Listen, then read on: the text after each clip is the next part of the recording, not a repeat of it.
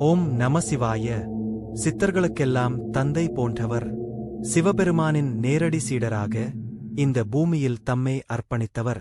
மூலிகை மருத்துவம், தமிழ் இலக்கணம், யோக சாஸ்திரம், காயகற்பம் இவை அனைத்திலும் மெய்ஞானத்தை வழங்கியவர் அகத்திய மகரிஷி.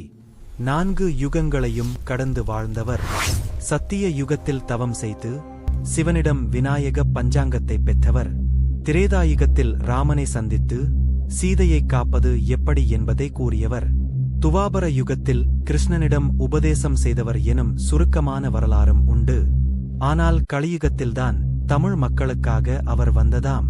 காரணம், பூமியின் சமநிலை குலைந்தது. எல்லா முனிவர்களும் வங்காளம், ஹிமாலயம் என வடக்கு திசையில் தவமிருந்தபோது பூமி வடக்கே சாய்ந்தது.